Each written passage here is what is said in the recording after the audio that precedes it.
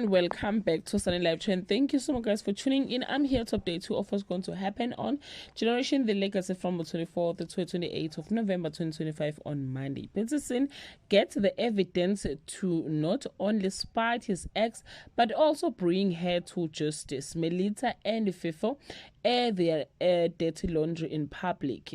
Clement shares Koloi's good news on social media without his consent on Tuesday. Kwesi's celebration is cut short when Peterson storms in with shocking accusations. Lehase's paranoia intensify as he suspects a friend in conspiring against him on Wednesday. A young attorney's confidence crumbles as Kwesi Beckle takes a dramatic twist. Koloi's dream job comes with challenges he never saw coming on Thursday.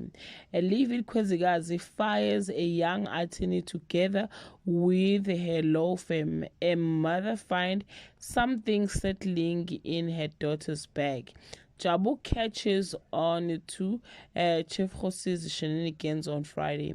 Kwesigazi is faced with a tough decision of choosing between her freedom and betraying the man she loves.